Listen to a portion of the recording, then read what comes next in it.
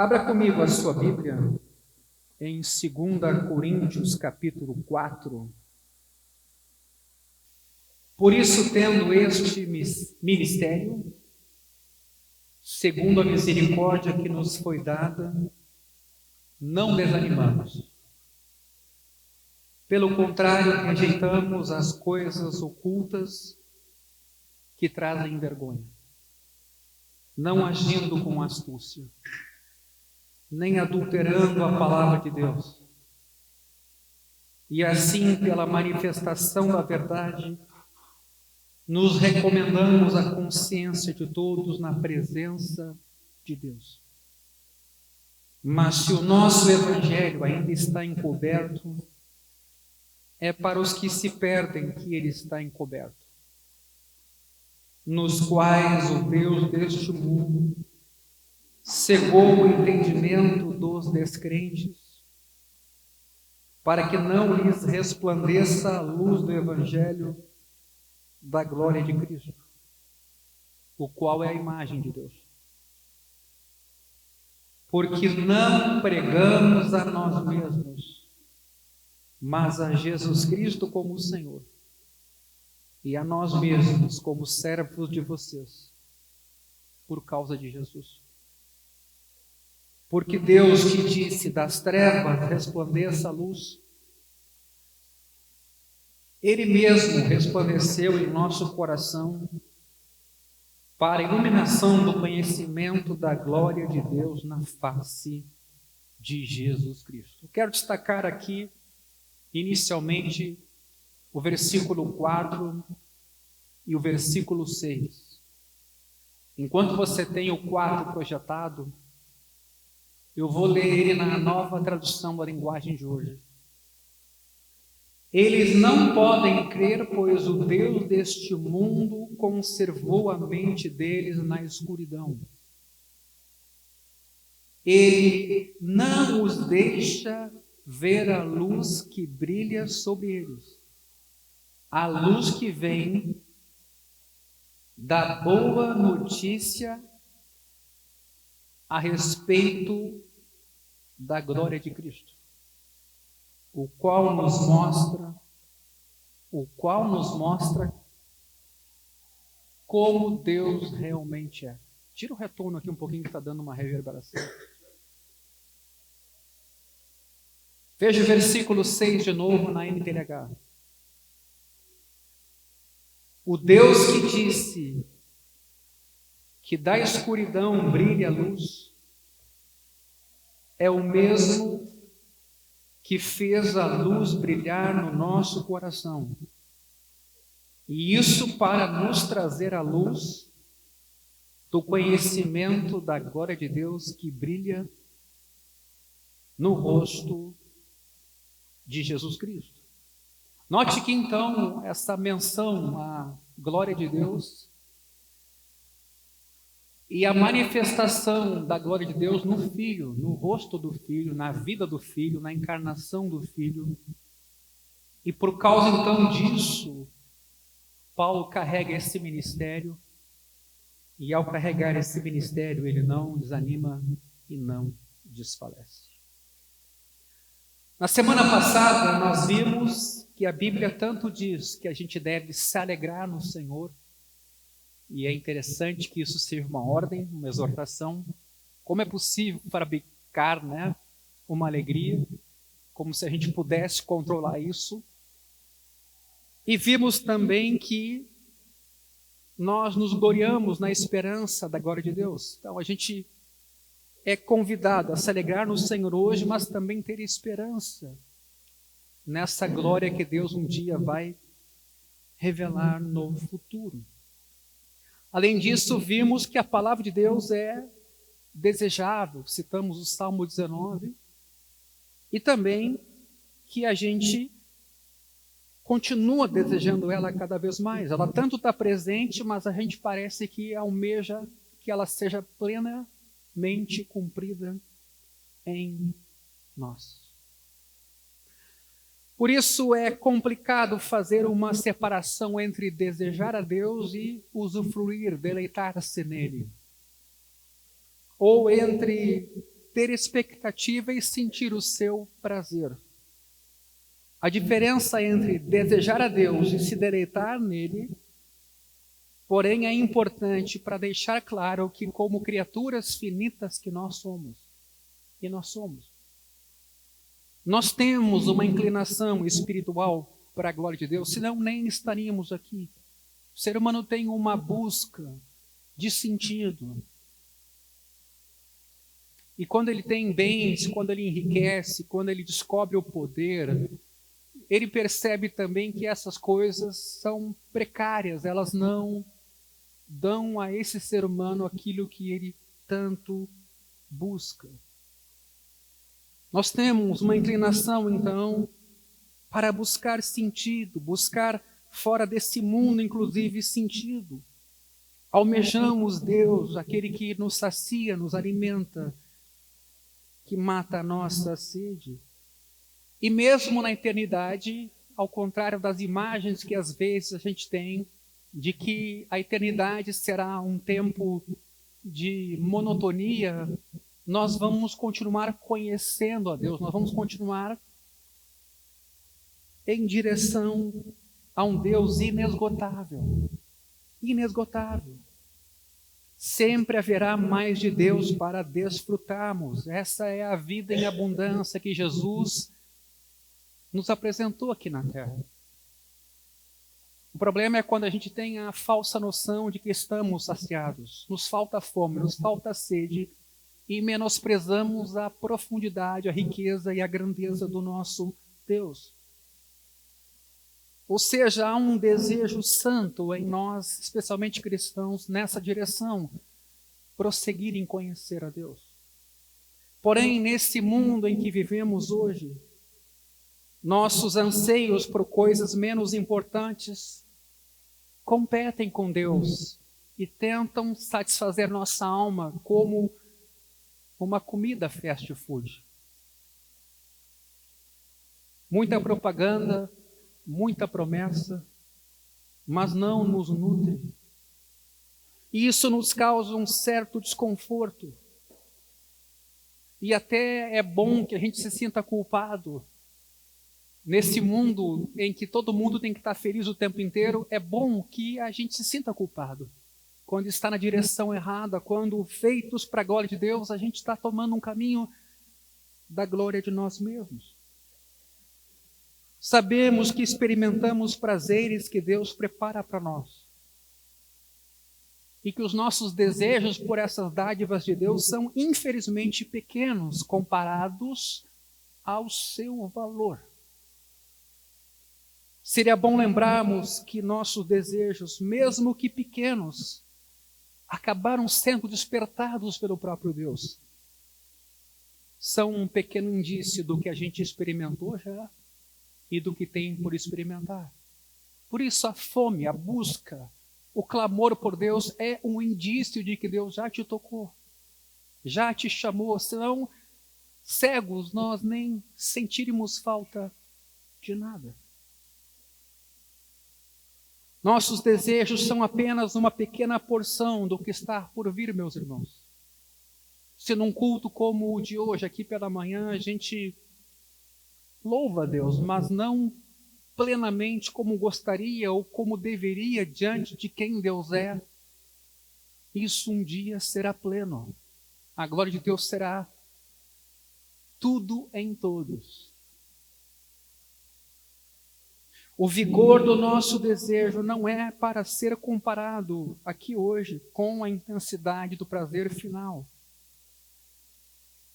Isso nos pode libertar do desespero, de achar que Deus é o que a gente tem visto hoje no país, ou nas igrejas por aí afora, ou no nosso tempo. Deus é muito mais do que isso. E ao mesmo tempo, devemos, por isso, lutar pelo máximo prazer de alegria em Deus e desfrutar da sua plenitude, da sua riqueza. A verdade de que a alma finita sempre desejará mais de Deus do que experimenta no presente, porém, não vai causar ansiedade e nem frustração no futuro, quando formos aperfeiçoados e o corpo tiver ressuscitado, nossas mentes ainda finitas serão incapazes de receber tudo o que Deus é. Essa diferença ainda existirá entre nós seres eternos, mas não por natureza, e o Deus incomparável, o único Deus, que sempre nos convidará a conhecê-lo de forma inesgotável. Por isso, monotonia não faz parte dos planos de Deus, para quem vai se encontrar com Ele. Na vida por vir, nunca desejaremos mais de Deus com impaciência, como hoje. Quando um serviço não nos é prestado na hora, a gente fica impaciente. Quando um passeio não foi legal como a gente imaginava, nós voltamos frustrados. Sempre tem que ser melhor, mas essa é a nossa cultura. Não, os desejos no futuro serão a mais doce expectativa, arraigada nas lembranças da alegria que Deus já nos permitiu usufruir. Deus não nos tirará o prazer da alegria que é esperada. Uma dificuldade nossa esperar, não sei como vocês, mas esperar numa fila, esperar num trânsito, esperar por toda a eternidade, meus irmãos. Deus nos dará uma mistura perfeita de prazer presente e expectativa de prazer futuro. Eu quero dizer isso nessa manhã para desconstruir uma ideia muito presente no nosso imaginário de no céu a gente deitado numa rede e os anjos tocando harpa. É ou não é essa a imagem que muitas vezes nos vem à mente? Então até tem gente que diz assim, não, eu quero aqui viver na terra, não volta Jesus antes de eu casar, porque no céu vai ser muito chato. Nos falta compreensão de quem é Deus. O que experimentamos, meus irmãos, neste mundo caído, é um reflexo dessa tensão entre prazer presente e expectativa de plenitude futuro. Nossa vocação aqui nesse mundo, porém, é lutar pela alegria. Se passa pela nossa cabeça que ser cristão é só sofrer, só trazer peso sobre si ou levar encargos, essa é uma ideia equivocada. Preciso dizer. Nossa vocação aqui é lutar pela alegria, a nossa e a de todos os povos por meio de Jesus, na medida em que compartilhamos o Evangelho aos nossos amigos, vizinhos, colegas ou a quem quer que seja.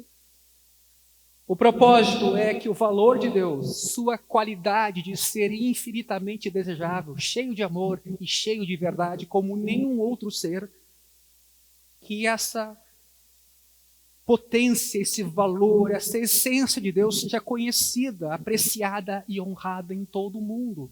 É por isso que estamos aqui. É isso que significa Deus ser glorificado. E Ele, como escrevi nessa semana, é mais glorificado em nós, ou por nosso intermédio, quando estamos mais realizados nele. Porque contar ao mundo do amor de Deus como fugitivos do inferno é pequeno. Nosso Deus é verdade, justiça, é verdade, mas Ele é amor. E é nesse sentido que Deus, então, acaba sendo mais glorificado na medida em que as pessoas com quem a gente convive percebem que nós o amamos e não que a gente faz porque deve. A intensidade do nosso prazer e o nosso desejo produzem testemunho no mundo do valor de Deus diante dos nossos amigos. Principalmente quando a gente é libertado por esse prazer presente e esperado, essa expectativa que temos de plenitude no encontro com Deus, para deixarmos para trás os valores precários deste mundo. Mas devia ficar claro uma coisa muito importante: que deleite, prazer e expectativa têm em comum. Nenhum deles é o nosso alvo. O nosso alvo é o próprio Deus. Preste atenção nisso. Todos nós, ocasionalmente, afirmamos de forma geral que o propósito de nossa busca é a alegria, é a satisfação, é a felicidade. Ou dizemos que queremos ficar felizes ou ser felizes. E essa não é uma declaração errada, desde que bem compreendida. Se com desejo de ser feliz ou quero ser feliz, o cristão quer dizer: tenho como alvo buscar a alegria em Deus, para que Deus, o valor infinito do universo, receba toda a glória com a minha vida, bom, isso faz sentido. Quero ser feliz pode ser apenas uma forma abreviada do cristão dizer: quero conhecer a Ele, e apenas aquele que é nele mesmo tudo o que tenho almejado em meu desejo de ser feliz. Contudo, há uma outra maneira de a gente explicar que quer ser feliz.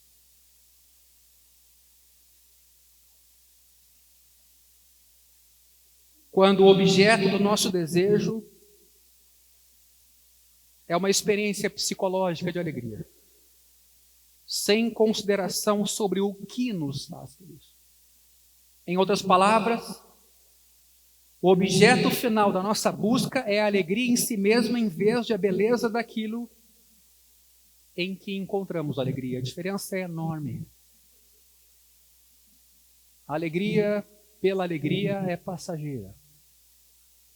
Mas a alegria enquanto dádiva de um Deus permanente é duradoura, mesmo no meio do sofrimento. Esse é um erro comum que praticamos. Jonathan Edwards nos alertou quanto a isso, dizendo que há muitas disposições de mente que não procedem de nenhuma iluminação do entendimento. Sabe quando a gente decide no dia o que vai fazer para ser feliz naquele dia, ou faz planos para o futuro para ser feliz, mas não por uma iluminação do Espírito, não por uma instrução da Escritura, a gente simplesmente segue o que o nosso coração nos diz que dará felicidade.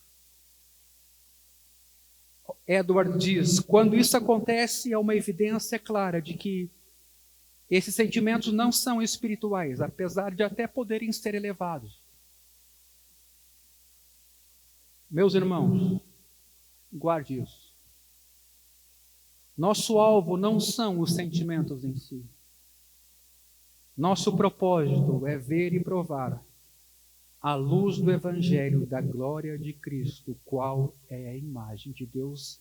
Versículo 4 desse capítulo que acabamos de ler. É esse o encontro que se dá aqui, projetando esse texto, entre Paulo e Cristo, ou os seus leitores e Cristo. Nosso propósito é ver e provar a luz do Evangelho da glória de Cristo, qual é a imagem de Deus. Os sentimentos que nascem dessa luz são espirituais. Por intermédio dessa luz que nos vem e que revela Cristo, evitamos o erro de buscarmos a alegria pela alegria e não o próprio Cristo, de onde procede a alegria duradoura. Alguém poderia dizer, então, por que dar tanta ênfase e alegria na vida cristã? Por que então só não buscar Cristo e imaginar e esperar que a alegria será consequência? Por que não apenas falamos de Deus, o objeto da nossa alegria, e deixamos as experiências simplesmente acontecerem? Eu procuro dar 3 respostas. Primeiro, Deus nos ordena termos alegria nele. Deus nos anima a tanto, Deus nos comanda a esse status. Veja o texto de Deuteronômio 28, versículo 47, que interessante essa provocação aqui para nós nesta manhã. Deuteronômio 28, 47. Vocês não serviram o Senhor seu Deus com alegria e bondade de coração. Olha a avaliação que Deus faz sobre buscá-lo e servi-lo. O perigo de a gente fazer isso por legalismo. Vocês não serviram o Senhor seu Deus com alegria e bondade de coração, apesar de terem abundância de tudo. Mas é geralmente assim, quanto mais a gente tem, mais a gente confia em nós mesmos. E por isso, com fome, com nudez e com falta de tudo, servirão os inimigos que o Senhor enviará contra vocês. Veja bem o que Deus está dizendo. Eu não quero que vocês me sirvam sem alegria. Eu não quero que vocês me sirvam senão como filhos. Eu não quero que vocês me sirvam porque têm que servir.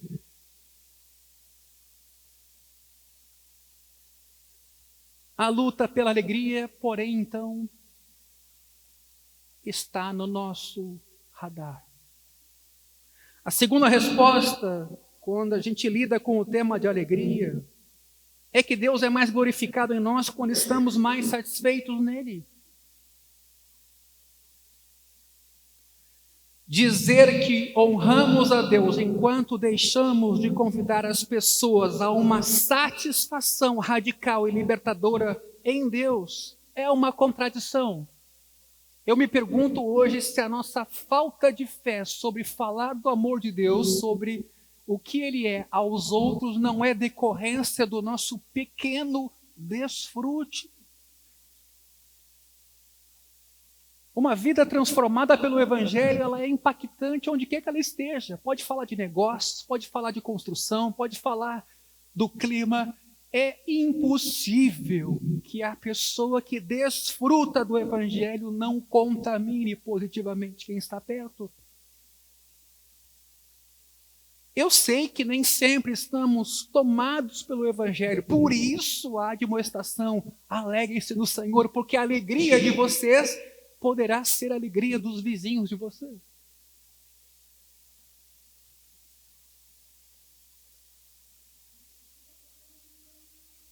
Deus é glorificado no meio do povo de Deus pelo modo como nós o experimentamos. E não meramente por aquilo que a gente acha dele, conhece intelectualmente dele, aprendeu sobre ele de memória. Está percebendo a diferença? Um professor de teologia pode conhecer tecnicamente, teoricamente, tudo e apresentar isso a uma plateia, e a plateia pode perceber que não há afeto, não há relacionamento, não há transformação na vida daquele que expõe todo este panorama intelectual propositivo sobre Deus. E às vezes uma pessoa muito mais simples conta da sua experiência com Jesus, que as pessoas são transformadas, constrangidas. Jesus disse para o gadareno: vai aos teus familiares e conta o que Deus fez por ti e de como teve misericórdia de ti. Meus irmãos, essa alegria tem nos contagiado e tem contagiado quem está no nosso entorno, ou precisamos reconhecer que não temos essa alegria para louvar, para testemunhar, para estar junto aos nossos queridos familiares. E nós passamos aos outros uma visão equivocada do Evangelho. Isso é muito perigoso. É perverso, na verdade. Escute bem isso. O diabo pensa mais coisas corretas sobre Deus em um dia do que um santo, um cristão em toda a sua vida.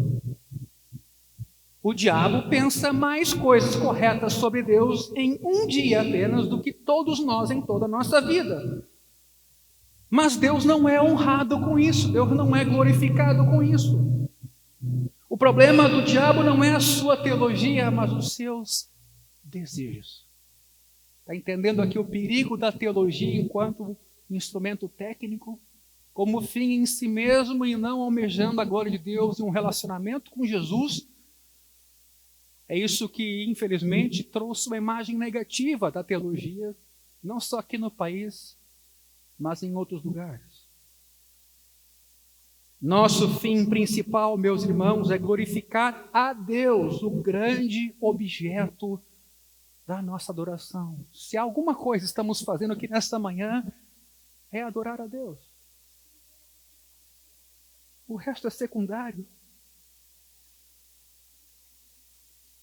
O modo de fazermos isso de forma mais completa é apreciando, desejando, deleitando-nos nele de maneira tão suprema que abrimos mão de coisas e até de pessoas para demonstrarmos amor por ele, pelos vulneráveis, por quem precisa de ajuda. Por isso, eu queria que você guardasse essa frase agora. Servir nunca é uma imposição. Servir é sempre um ato de abnegação. Servir, por mais que você queira, não é uma imposição. Servir é um ato de entrega. A terceira razão pela qual devemos lutar pela alegria e pela busca da alegria em Deus é que as pessoas não são despertadas para seu terrível estado até avaliarem o seu coração com base no prazer cristão.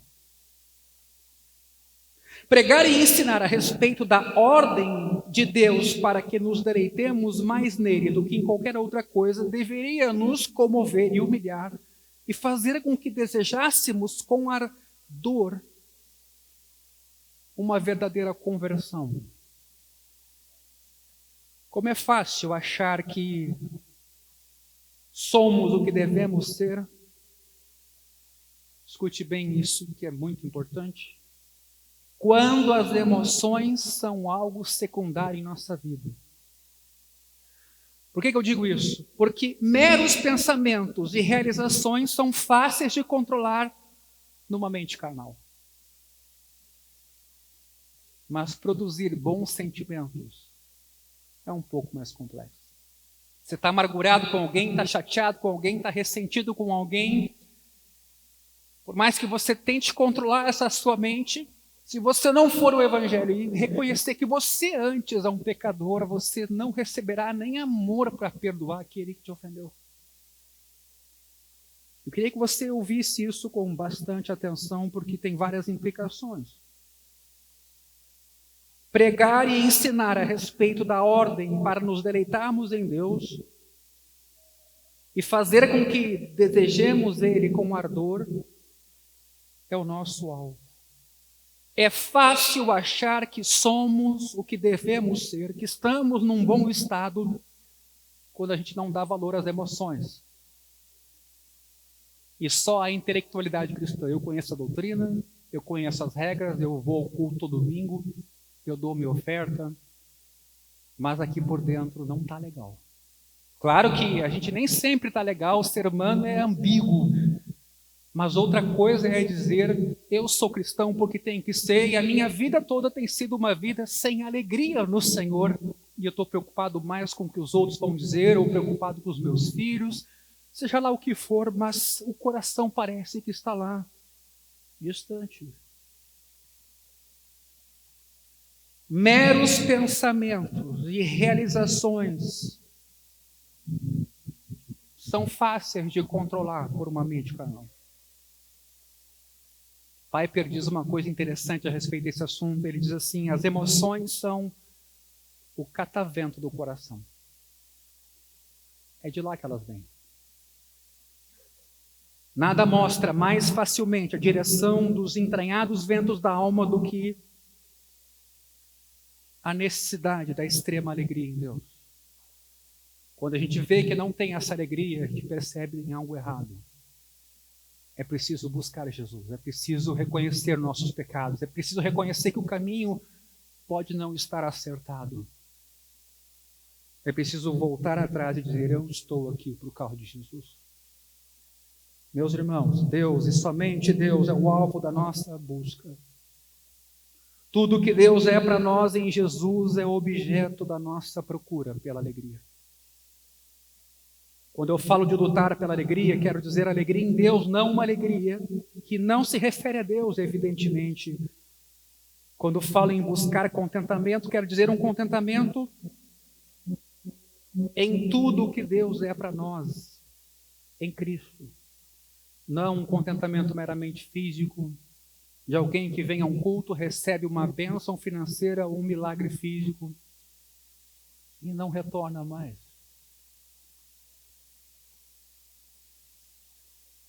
O que Paulo diz para nós nesse texto de 2 Coríntios? Ele vem falando no capítulo anterior sobre a glória do ministério do qual ele foi incumbido.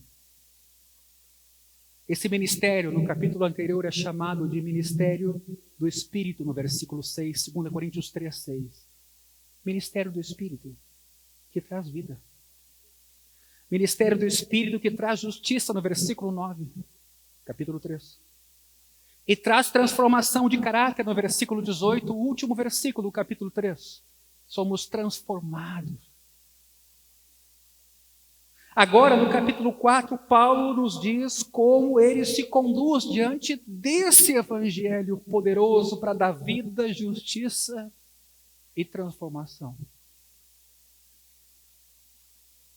Por isso, os nossos sermões em longa escala aqui sobre o Evangelho, para nos darmos conta da riqueza, da preciosidade do Evangelho, e então pensar em qualquer outra coisa a partir do Evangelho. Paulo se sente privilegiado, então, em receber esse ministério. Ele também nos conta como a mente de algumas pessoas em Corinto estava insensível diante desse evangelho. Ele conclui então explicando o que é o evangelho. Cristo é Senhor. Afirmando que a glória de Deus brilha na face de Cristo. Veja o versículo 1 de 2 Coríntios 4. Tendo este ministério segundo a misericórdia. Com essas palavras, a atenção dos leitores é conduzida de volta ao ministério da nova aliança, cuja glória Paulo havia já exposto no capítulo 3. O apóstolo estava consciente de que receber esse ministério por misericórdia, porque ele mesmo tinha sido um perseguidor da igreja. A consciência de tão grande ministério não fez que Paulo desanimasse. Veja bem essa expressão, não desanimamos.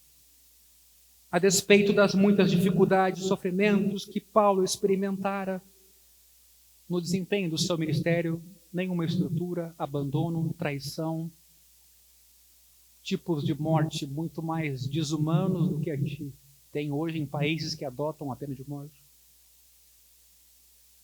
Paulo sabia em quem ele estava crendo. E nessa fé, ele se considerava um privilegiado. Veja o versículo 2. Por causa da grandeza do ministério que lhe foi confiado, ele renunciou ou rejeitou as coisas que por vergonhosas se ocultam.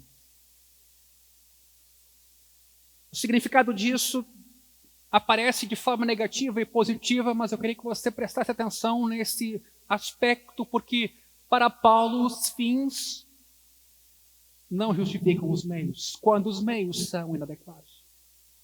Para Paulo, fins e meios são a mesma coisa. Não em intensidade, mas em natureza. É evidente que o fim em Cristo em intensidade é muito maior, mas os meios que nos são indicados para chegar lá não contradizem o fim. Sabe, às vezes as nossas técnicas de marketing para atrair pessoas para estarem conosco, técnicas bem enviesadas, bastante comprometidas, depois quem vem, a gente tem que explicar por que a gente usou uma técnica pervertida. Porque durante muitos anos a pessoa fica ali avaliando a igreja com base na técnica usada para tê-la, porque a técnica comprometeu ou criou um outro evangelho. Depois passa um tempo, a pessoa se dá conta, vocês me enganaram. Podiam ter dito que Cristo era suficiente. Por isso esse versículo em especial fala sobre o ministério. Paulo diz que rejeita a astúcia. O texto diz que ele não age com astúcia. Ele emprega a palavra panorgia, astúcia, outra vez no capítulo 11 dessa mesma carta, quando diz que a serpente enganou Eva com a sua astúcia. Então a gente tem que ter muito cuidado como homens e mulheres de Deus e como cristãos para não agir com astúcia. Isso é muito engraçado. A gente tem já uma caminhada, vai aprendendo quem é o ser humano, e a gente observa que algumas pessoas literalmente nos analisam assim para ver se elas vão fazer isso ou aquilo, se elas vão ter tal benefício ou não vão ter. E em cima disso elas avaliam se dão ou não se dão. Isso é muito comum. Eu vou ver se eu vou me envolver. Se eu for me envolver, eu quero saber se eu vou ter a contrapartida. Porque eu nem vou me envolver, nem vou contribuir, nem vou dizimar se eventualmente eu não vou ter a contrapartida. Eu conheço pessoas que fazem exatamente este cálculo. De tomar lá e da cá, sabe? Eu invisto no reino, mas desde que... Isso é muito delicado. Porque o próprio diabo aqui é chamado como alguém que agiu com astúcia. Por isso que, repito, meus irmãos, a Igreja do Caminho precisa seguir em direção aos fins, mas não pode adulterar os meios para chegar lá. Isso leva mais tempo. Não importa. A gente tem que andar certo. E se a gente perceber que andou errado, tem que voltar atrás e reconhecer que andou errado. Paulo afirma que não estava tentando enganar mediante astúcia. Eu queria que você guardasse isso aqui. Em sua pregação do Evangelho, ele não estava nem adulterando a palavra de Deus, que é uma outra prática comum. A gente pega, tira da Escritura aquilo que supostamente é ofensivo para tornar a Escritura mais palatável, menos seca, né? Para ela descer melhor. Não dá para fazer isso. Pecado é pecado. E como tal tem que ser apontado. Porque foi para isso que Jesus veio. Senão Jesus será um mero acessório. Alguém para acariciar nossas emoções no domingo de manhã, mas não alguém para lidar com a nossa estrutura pecaminosa, de onde parte todos os maus desejos. O Evangelho vem transformar nossa vida, meus irmãos, e é por isso que Jesus se torna glorioso. O Evangelho não é autoajuda, o Evangelho não é uma coletânea de pistas, ou 10 frases, ou 10 passos que você vai adotar e a sua vida vai ficar emocionalmente estável. O Evangelho é o poder de Deus para a salvação de quem crê, e ele vai dizer, infelizmente, que em nós não resta nada de bom, nós somos pecadores, carentes da graça de Deus. É ofensivo, né? É duro.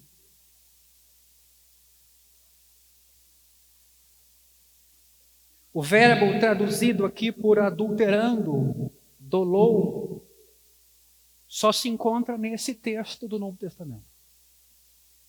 É empregado nos papiros a respeito da diluição do vinho com água, o que sugere que Paulo teria em mente corrupção da palavra mediante mistura com ideias estranhas. Lembra lá dos cristãos de Bereia? Conferiam com a Escritura se aquilo que era falado batia. Era ação, era a palavra de Deus. Eu tenho feito alguns posts recentemente dizendo para as pessoas: busquem uma igreja saudável. Busquem.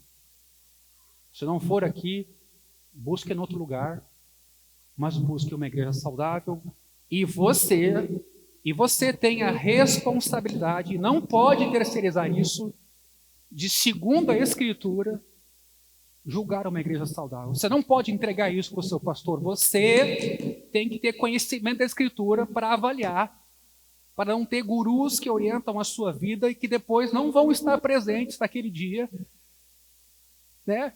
Dando um ticket, passa pela lateral. Não, naquele dia você tem que estar bem com a sua consciência de que você participou de uma igreja saudável, que você foi bíblico em sua vida e que você não foi movido só por experiências. Isso é fundamental. Por isso que um pastor ele tem um limite no lugar que ele ocupa numa comunidade. Ontem mesmo eu acho que postei o vídeo de um pastor muito querido de BH, em que ele dizia exatamente isso, né? O pastor na Bíblia é muito mais Jesus do que pastor como vocação, como eu ou outros.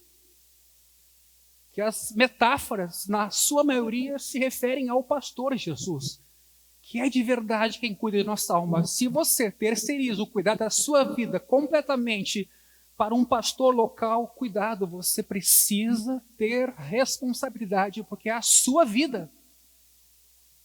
E como no nosso país as pessoas não investigam muito e não aprofundam muito, é por isso que a gente se encontra onde está hoje, essa confusão de informações.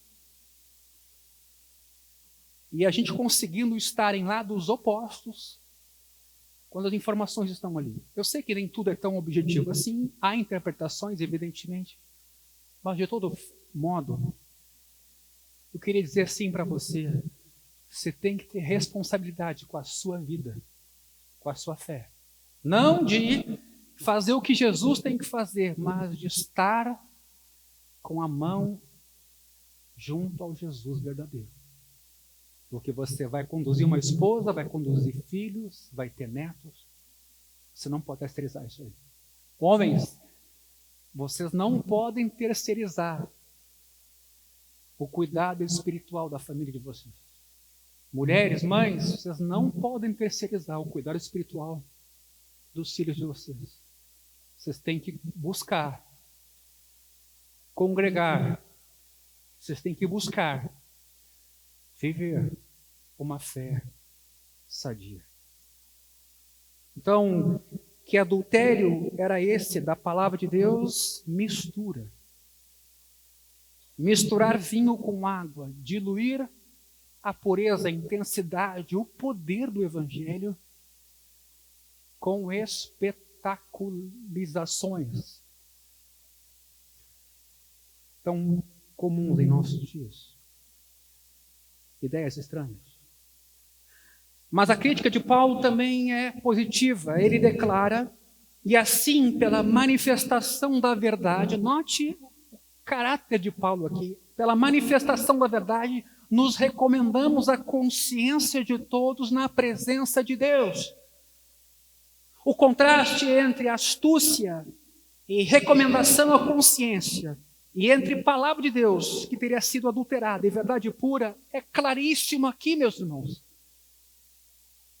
Pela sua apresentação franca e sincera da verdade, Paulo se recomenda a todo homem, ele está tranquilo, ele é cristalino, ele não está maquiando, não está andando com astúcia, não está agregando água a vinho, ele está sendo transparente com os seus ouvintes e com os homens todos.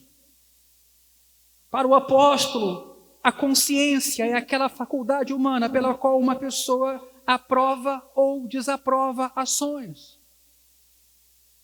Assim é que, pela natureza franca e sincera do ministério de Paulo, ele conclama que todos aprovem o conteúdo que ele está compartilhando, que examinem.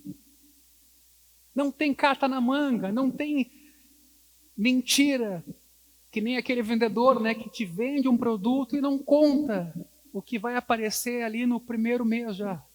Não, Paulo não tem esse problema. Ele recorre à consciência dos seus ouvintes. E aí vem essa palavra importante nesse texto, na presença de Deus. As palavras na presença de Deus aqui nos trazem a lembrança que o apóstolo, embora preocupado com o seu ministério e com a sua conduta como recomendando que a consciência das pessoas o aprove, ele está, na verdade, interessado e quer ter, acima de tudo, a aprovação de Deus. Porque é disso que se trata, meus irmãos. Isso é muito sério. Pastores, líderes, nós cristãos somos chamados por Deus. Nossa suficiência vem de Deus para testemunhar o Evangelho de Deus às pessoas que são de Deus. Porque nos vangloriamos. Em 1 Coríntios 4, aqui, versículos 13 e 4. Agora a primeira carta. Paulo chegou a escrever, e vocês vão lembrar disso. A mim pouco importa ser julgado por vocês ou por um tribunal humano, nem eu julgo a mim mesmo, porque a consciência não me acusa de nada. Mas nem por isso me dou por justificado. 1 Coríntios 4, versículo 3 e 4. Pois quem me julga, versículo 4 agora, é o Senhor. Isso é muito sério.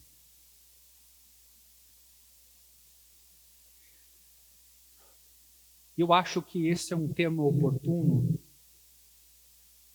no momento da vida brasileira em que verdade tem pouco valor. Eu não sei em que nível, em que grau nossos filhos e nós mesmos não estamos sendo afetados por tudo que está acontecendo na nação, e em que grau e em que nível nós também não somos os culpados por esse mar de mentiras que vive o Brasil. Isso é perverso. Não se engane. Nossas consciências não são mais as mesmas. A cultura brasileira, com a corrupção que vivencia, consegue piorar a situação. Não no sentido de que vamos ir para um inferno mais inferno ainda. Mas é possível ser mais mal, é possível proliferar o mal, é possível que o mal não disciplinado cause mais mal. Tanto que Paulo diz para a igreja aos Coríntios, um pouco de fermento leva da massa toda. Uma das coisas que mais me preocupam nesse momento histórico da nossa nação é o conceito de verdade e mentira. Que tempo delicado. Um judiciário politizado, que deveria ser um órgão técnico, julgando as coisas segundo a lei, e uma boa interpretação segundo o curso que cada um fez. Você nota nos julgamentos a mágoa, o ódio, o revanchismo. Como é que nós vamos, com todo respeito à nossa Constituição, ter um órgão julgador em que, ao mesmo tempo, supõe-se é vítima, me refiro ao 8 de janeiro, os danos que foram perpetrados, lamentavelmente, absurdo que se fez, mas o órgão que supostamente defende a nação é o órgão que se sentiu aviltado. Como ter imparcialidade, serenidade para, de fato, julgar com justiça? Será que para nós a verdade tem valor como verdade, custe o que custar? Ou a gente tenta dar uma maciada na verdade porque ela vai ser muito ofensiva? Isso está na nossa cultura, a cultura de brasileiro. E está na cultura eclesiástica também. É um desafio nosso lidar com a verdade. É dolorido. Mas é o caminho que Paulo apresenta para nós. Porque, acima de tudo, ele está diante de Deus. Veja os versículos 13 e 4. É difícil saber porque Paulo, tendo acabado de se referir à manifestação da verdade, passa agora de imediato a discutir o fato de ela estar encoberta. Ele diz, mas se o nosso evangelho ainda está encoberto, é possível que Paulo tivesse sofrido críticas, visto que seu evangelho havia sido rejeitado por tantas pessoas, inclusive os seus patrícios judeus. Se o apóstolo estiver respondendo a essas críticas, a resposta dele, então, é que o evangelho está encoberto por causa da condição dos seus ouvintes. É para os que se perdem que ele está encoberto, nos quais o Deus deste século ou deste mundo cegou o entendimento dos descrentes. E a gente não pode ignorar essa batalha. O problema se localiza não na proclamação de Paulo, mas nas mentes daqueles que a rejeitam, mentes que foram obscurecidas pelo Deus deste mundo. E aqui de novo a preocupação que eu tenho com terceirização. Ou nós nos damos conta de que sim, lutamos, travamos uma batalha nesse mundo pelas mentes e corações. E buscamos a Deus e confiamos no seu poder. Ou nós partimos para uma guerra de carne e sangue. Meus irmãos, no capítulo 3 desse mesmo texto, Paulo falou do véu sobre as mentes dos seus contemporâneos judeus, que lhes impedia de entender a Escritura. Às vezes nós temos um tipo de véu de menor tamanho para compreender a Escritura. O que temos feito a respeito? Temos buscado. É bem provável que a palavra ou o texto é para os que se perdem, que ele está encoberto, se refiram primordialmente a esses judeus perseguidores. Essa ideia se enquadra na sugestão segundo a qual Paulo estaria dando uma resposta às críticas de que a maioria dos seus contemporâneos judeus não estava aceitando o seu evangelho. A gente costuma ver Paulo expandindo o seu trabalho e esquece que muito disso aconteceu em terras gentias.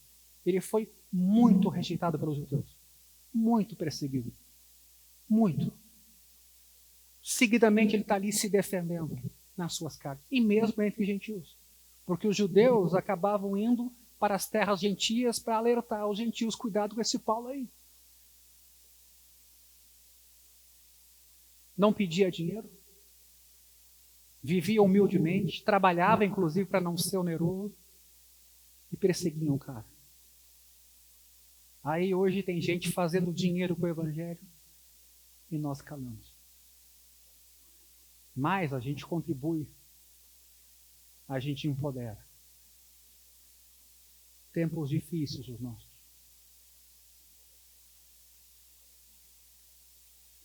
Fica claro que o apóstolo também, de maneira alguma, viu as atividades deste diabo, Deus desse século, como restritas aos judeus. Em todos os lugares onde Satanás, ou como está aqui, o Deus deste século, é mencionado em 2 Coríntios, ele é descrito como procurando obstinadamente prejudicar a obra de Deus. Entretanto, devemos nos lembrar de que Satanás só consegue desenvolver essas funções mediante permissão divina, como foi falado no início desse culto sobre a soberania de Deus. E que a cegueira mental que lhe é permitida infligir em qualquer época pode ser desfeita por um raio de luz, se assim Deus o desejar, pela manifestação da sua glória.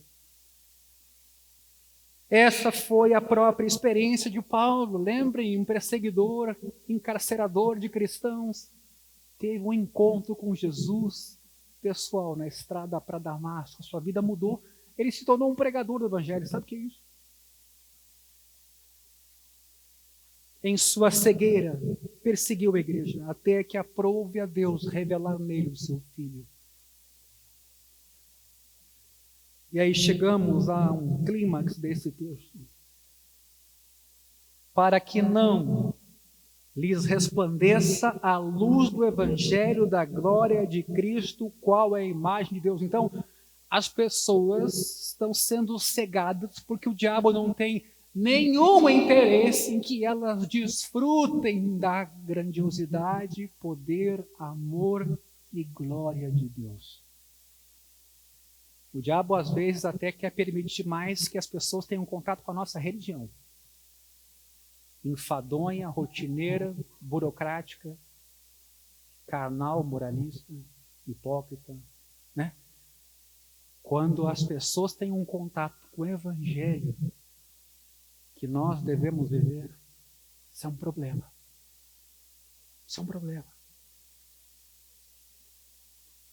Paulo enfatiza que o Evangelho diz respeito à glória de Cristo, o qual é a imagem de Deus. É bem provável, meus irmãos, que haja aqui uma alusão à criação do homem, quando lá no Gênesis está escrito: façamos o homem à nossa imagem, conforme a nossa semelhança.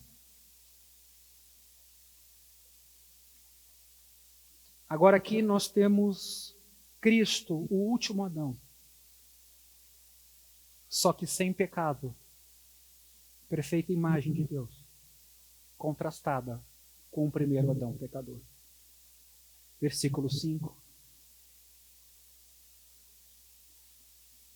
Porque não pregamos a nós mesmos.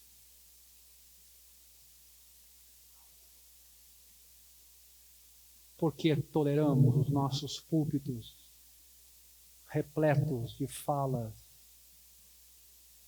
a respeito de nós mesmos e da glória humana e das realizações humanas.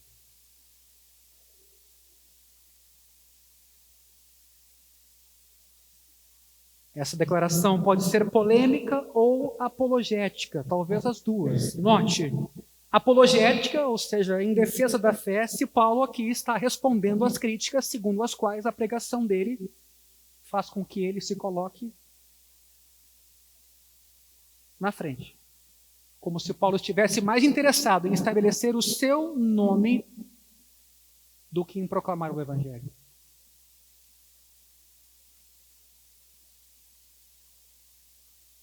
Mas a declaração seria polêmica se Paulo estivesse implicando que, diferentemente dos outros que se colocam na frente, ele estaria pregando o senhorio de Cristo. Essa declaração também revela um pouco mais a respeito do conteúdo do Evangelho de Paulo, a apresentação de Jesus Cristo como Senhor. É isso, meus irmãos. A igreja virou, em muitos espaços, um conglomerado de autoajudantes. Vamos, vai, tu vai conseguir, faz isso que vai dar certo. 10 passos para o sucesso financeiro, 10 passos para a quebra de maldição, 10 passos para isso, para aquilo outro. Jesus Cristo é Senhor. Em 1 Coríntios 1, 23, Paulo diz: nós pregamos o Cristo crucificado. Que a semelhança de Jesus Cristo como Senhor é um sinal incontestável sobre o âmago do Evangelho de Paulo. E eu queria que você notasse, então, essas duas coisas aqui. No Evangelho, o senhorio de Cristo é proclamado e as pessoas são convocadas a entregar fidelidade, fé, crença. Todavia, aquele a quem a gente se submete foi o crucificado. Essa ambiguidade da cruz. Cristo é Senhor, mas foi Senhor passando pela crucificação e o descaso. Ele morreu por nós. Esses dois elementos básicos do Evangelho estão sempre em conjunto. Cristo é Senhor. Cristo foi crucificado. E o texto no versículo 5 conclui: a nós mesmos como servos de vocês por causa de Jesus. Bem ao contrário da ideia de que em sua pregação Paulo promove sua autoridade e importância, ele diz que se considera servo daqueles a quem prega. É por isso que o ministério pastoral, quando bem entendido como serviço, não reivindica direitos, ele é servo. Ele é servo.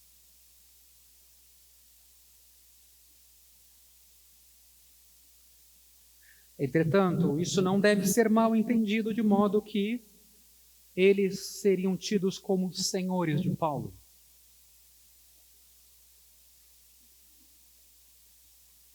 Paulo reconhece que há um Senhor apenas. E é em obediência a ele, no fundo, que Paulo serve em humildade. Versículo 6.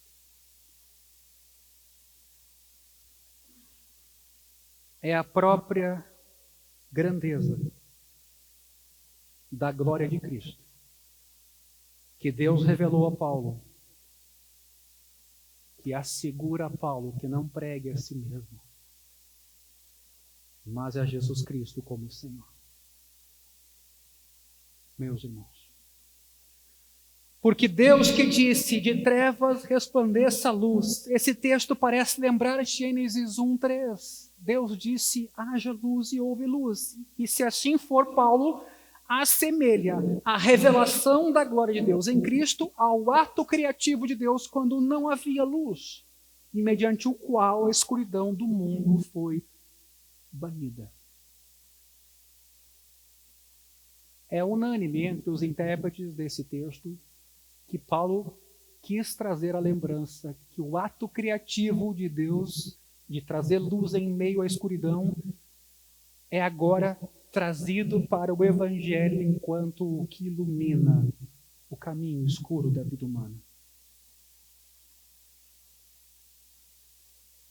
A escuridão da ignorância em que as pessoas são mantidas pelo Deus deste mundo é dissipada mediante um ato criativo, ao mesmo tempo redentivo. Deus faz brilhar nos nossos corações a luz do Evangelho. O texto diz ele mesmo, uma pessoa, resplandeceu em nosso coração. Meus irmãos, nós não estamos aqui porque somos adeptos de uma filosofia. Nós não estamos aqui porque apenas queremos um espaço para ter amigos ou onde a gente alimenta uma moral um pouco mais sadia. Nós estamos aqui porque Deus resplandeceu em nosso coração por meio do seu Filho para nos iluminar, para conhecermos a glória de Deus na face de Cristo. Aqui se entende a conversão como sendo iluminação, um resplendor que revela a verdadeira natureza de Cristo como Deus em forma humana. Alguém cuja face mostra a glória de Deus. A própria conversão de Paulo pode bem tê-lo levado a pensar desta forma, pelo encontro que Paulo teve com Jesus. É bom que observemos com cuidado, meus irmãos, a grandiosa visão de Cristo que Paulo aqui retrata, nesse texto. É verdade que a humanidade em geral foi criada à imagem de Deus. Imagem, porém, que foi manchada pelo pecado, mas que agora foi restaurada pela graça e favor imerecido de Deus. A visão de Cristo que se reflete nas palavras de Paulo aqui, nos versículos 4 e 6, especialmente, porém envolve muito mais do que isso.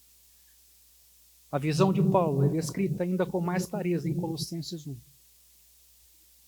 Em que Cristo é visto não apenas como imagem de Deus, mas como agente de Deus na criação e na providência.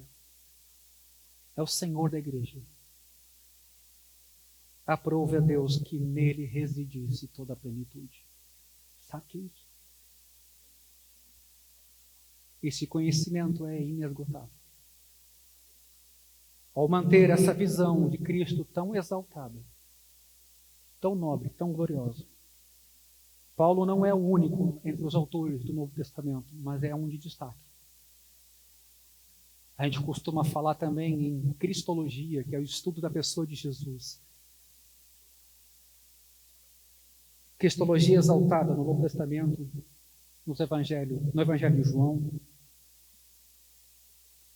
capítulo 1, e também em Hebreus, quando lá o autor diz que no passado Deus nos falou por meio dos profetas, mas agora, pelo seu Filho, o qual é o resplendor, a expressão exata do seu ser. A verdade é que essa revelação nos é ocultada. A gente acorda num domingo de manhã e segue para a nossa rotina litúrgica. Mas o Jesus que a gente está celebrando foi crucificado, foi feito Senhor. A Ele todo o joelho vai se dobrar, Ele toda a língua vai confessar. Não há nome mais alto pelo qual importa que sejamos salvos. Sabe o que é isso? Esse é o nosso Jesus. Pai, nessa manhã, ilumina o nosso coração. Ilumina os nossos olhos. Ilumina o nosso espírito, Senhor. Vivemos num mundo de forma tão terrena, tão carnal, tão sem fé, que acabamos na prática vivendo como se Jesus não fosse glorioso, como se não fôssemos nos encontrar com Ele um dia, como se não fôssemos ser revestidos de incorruptibilidade, como se não fôssemos ser glorificados. Pois Paulo mesmo disse, aos que chamou, também glorificou. Eu oro nesta manhã pela vida dos meus irmãos, pela minha vida, e peço que teu bom Espírito nos ilumine. Esse Espírito de santidade, de vida, que é próprio do teu Evangelho, que ele nos vivifique. Um mundo de tantos vazios, tantas dores, tanta falta de paz, segurança, que tu possas, Senhor, por meio de nós, exalar o bom perfume de Cristo. Por meio dos nossos relacionamentos, das pessoas com quem convivemos. Usa-nos, Senhor. Em cada espaço de trabalho, em cada negócio feito, em cada lazer desfrutado. Que possamos ver a tua bondade, tua misericórdia, teu cuidado conosco.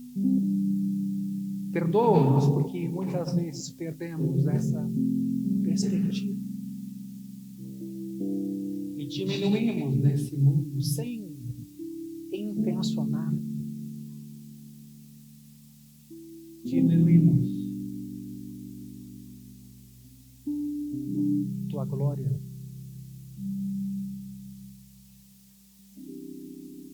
Por isso, renova o teu povo nesta manhã, renova cada um de nós nesta manhã, os jovens, as crianças, adolescentes, casais, homens, mulheres, todos nós. E se muitas vezes o diabo tem sido e tem nosso inimigo, nos ajuda para discernirmos as suas astutas ciladas. E que não devolvamos astúcia com astúcia, mas confiemos em Ti, no Teu poder e no Teu perdão. Eu peço, Pai, abençoa as nossas crianças nas escolas. Abençoa nossos filhos pequenos que cedo Te conheçam. Que possam ter uma experiência com o Evangelho. Esse Evangelho da graça de Deus, que traz alegria, gera contentamento. Eu oro nesta manhã pedindo, Espírito Santo, encha a nossa vida.